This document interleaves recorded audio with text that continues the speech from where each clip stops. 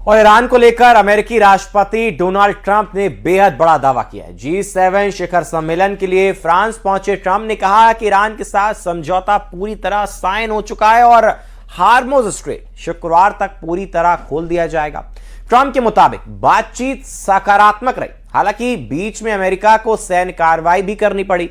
वहीं रॉयटर्स की रिपोर्ट के अनुसार समझौते पर ट्रंप, उपराष्ट्रपति जेडी वेंस और ईरानी संसद अध्यक्ष मोहम्मद बागेर गालिबाफ डिजिटल हस्ताक्षर कर चुके हैं। समझौते का पूरा ब्यौरा अगले 24 से 48 घंटे में सामने भी आ सकता है। देखिए, ईरान डील में डबल धोखा, ट्रंप नेतन्याहू का डबल गेम। अमेरिका ईरान में अब जल्द ही बड़ा समझौता हो सकता है। अमेरिकी राष्ट्रपति ट्रंप ने इस बात का संकेत दे दिया है। उनका कहना है कि कुछ ही घंटों में अब अमेरिका और ईरान के बीच फाइनल डील हो सकती है। लेकिन सवाल यह है कि क्या वाकई ईरान के साथ खुले मन से समझौता करने जा रहे हैं या फिर समझौते की आड़ में ईरान के साथ सिर्फ धोखा हो रहा है। इंटरनेशनल इंटेलिजेंस के कुछ एक्सपर्ट्स इसे पूरी तरह धोखा ना मानकर ट्रंप और नेतन्याहू के एक सोची समझी चेस चाल के रूप में देख रहे हैं, जिसके पीछे गणित हो सकता है। ट्रंप दुनिया के सामने शांति दूत की इमेज बना रहे हैं, दुनिया के लिए हारमूज खुलवा रहे हैं, जबकि नेतन्याहू बैड कॉप की भूमिका में रहकर लेबनान से लेकर ईरान तक हमले की खुली छूट का दावा कर रहे हैं। डील के तहत 60 दिन में परमाणु स्टॉक नष्ट करना है। अगर ईरान अपने डील से मुकरा तो ट्रंप को दोबारा से नैतिक और लीगल आधार मिल जाएगा और वो ईरान को तबाह कर डालेंगे। 107 दिनों की लगातार लड़ाई से अमेरिका और इजराइल दोनों के एयर डिफेंस इंटरसेप्टर्स यानी मिसाइल डिफेंस सिस्टम खत्म होने की कगार पर थे। इस डील के बहाने इजराइल और अमेरिका को अपने हथियारों का स्टॉक दोबारा भरने का समय मिल गया है, क्योंकि इजराइल ने आधिकारिक तौर पर कह दिया है कि वो इस डील का हिस्सा नहीं है। इसलिए नेतन्याहू ने चालाकी से खुद को अंतर्राष्ट्रीय बंधनों से मुक्त कर लिया है। अमेरिका दुनिया से कहेगा वो शांति चाहता है, लेकिन इजराइल पर्दे के पीछे से ईरान के परमाणु ठिकानों पर मोसाद के जरिए गुप्त और सर्जिकल हमले जारी रखेगा। इजराइल सीज फायर के आधिकारिक रूप से लागू होने से पहले हिजबुल्ला और ईरान के शीर्ष कमांडरों को चुन चुन कर निशाना बनाने की नीति जारी रखेगा, ताकि समझौते के वक्त उसकी स्थिति कमजोर न रहे।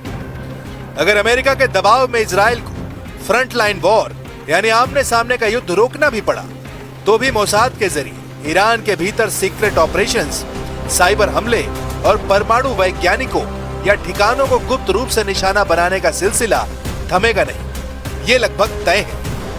यानी 19 जून 2026 को अगर जिनेवा में ईरान की डील हो जाती है, तो डील के अगले 60 दिन ईरान के लिए एक ऐसा डेथ ट्रैप साबित होंगे जहां ईरान का परमाणु प्रोग्राम भी तबाह होगा और वो अमेरिका और इजराइल के रहमो करम पर रहने को मजबूर हो जाएगा।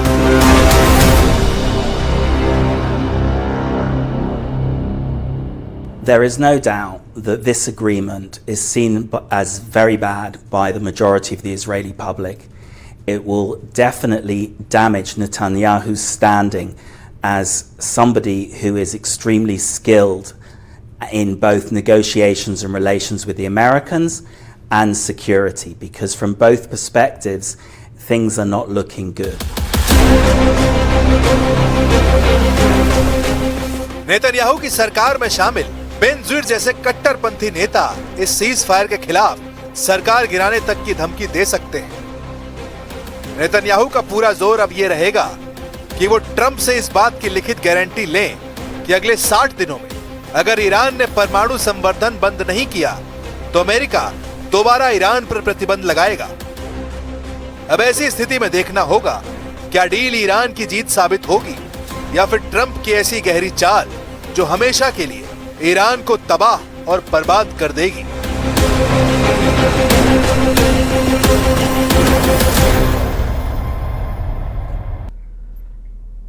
और जंग के मैदान से इस वक्त की बड़ी खबर आ रही है। रूस की ऑयल रिफाइनरी पर यूक्रेन का बड़ा हमला। यूक्रेन ने मॉस्को में ऑयल रिफाइनरी को निशाना बनाया है। ज़ेलेंस्की ने वीडियो जारी कर हमले का दावा किया है। हमले के बाद ऑयल रिफाइनरी में भयंकर आग लगी है। ऑयल रिफाइनरी पर अटैक की तस्वीरें भी सामने आई हैं। जंग के मैदान से ये बड़ी खबर आप तक पहुंचा रहे हैं, जहां रूस की ऑयल रिफाइनरी पर यूक्रेन का बड़ा हमला, और ये वो आग की ऊंची ऊंची उठती हुई लपटें आप देख रहे हैं आपकी टीवी स्क्रीन पर। यूक्रेन ने मॉस्को में ऑयल रिफाइनरी को निशाना बनाया। अमेरिका और ईरान के बीच हुए नए समझौते को लेकर ट्रंप प्रशासन के भीतर ही मतभेद सामने आ गए। CIA डायरेक्टर जॉन रैटक्लिफ ने राष्ट्रपति डोनाल्ड ट्रंप और वरिष्ठ अधिकारियों को बताया कि अमेरिकी खुफिया एजेंसियों के पास ऐसे संकेत हैं जिनसे ईरान की परमाणु कार्यक्रम पर रियायतें देने की मंशा पर गंभीर सवाल खड़े होते हैं। सूत्रों के मुताबिक विदेश मंत्री मार्को रूबियो और रक्षा मंत्री पीट हेगसेथ ने भी समझौते को लेकर चिंता जताई है, जबकि उपराष्ट्रपति JD वेंस, विशेष दूत स्टीव विटकॉफ और जेरेड कुशनर ने इसके समर्थन में वो नजर आए। समझौते की घोषणा से पहले ट्रंप और उनके सलाहकारों के बीच कई उच्च स्तरीय बैठक हुई हैं, जिनमें ईरान के इरादों और समझौते की व्यवहारिकता पर विस्तार से चर्चा भी की गई है। देखिए।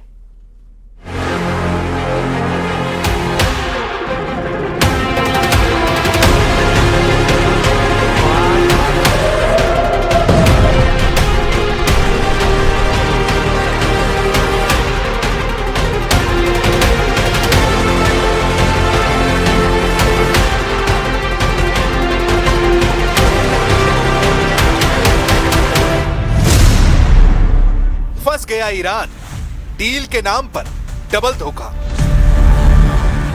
अमेरिका के राष्ट्रपति ट्रंप ने साम दाम दंड भेद से ईरान डील करने का दावा तो कर लिया है, लेकिन क्या वाकई में 19 जून को जिनेवा में ईरान की तरफ से फाइनल डील पर साइन होंगे?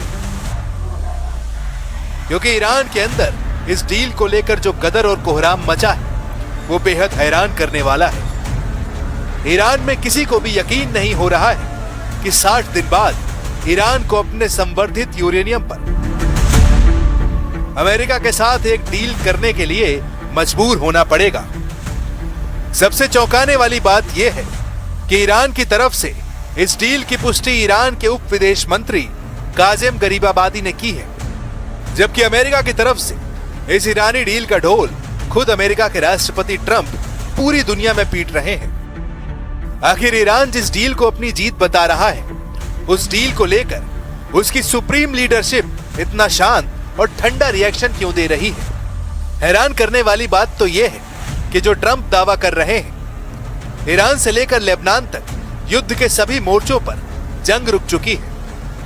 वहीं इजराइल के पीएम नेतन्याहू दावा कर रहे हैं कि उसका ईरान डील से कोई मतलब नहीं है। इजराइल के रक्षा मंत्री इजराइल कोर्ट्स ने ऐलान कर दिया है कि लेबनान से इजरायली सेना पीछे नहीं हटेगी।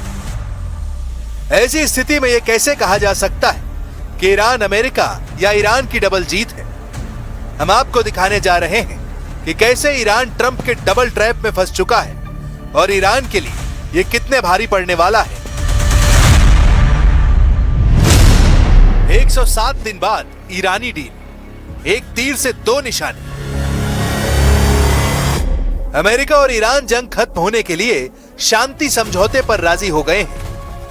अमेरिकी राष्ट्रपति ट्रंप ने 14 जून को सोशल मीडिया पर लिखा कि ईरान के साथ समझौता हो गया है। ईरान ने कहा कि अमेरिका के साथ कई महीनों की लंबी और मुश्किल बातचीत के बाद दोनों देशों ने शांति समझौते के मसौदे पर सहमति बना ली है और MOU को अंतिम रूप दे दिया गया है। ट्रंप ने कहा कि हॉर्मुज स्ट्रेट को फिर से खोला जाएगा और ईरानी बंदरगाहों पर अमेरिकी नौसैनिकों की नाकेबंदी हटा दी जाएगी।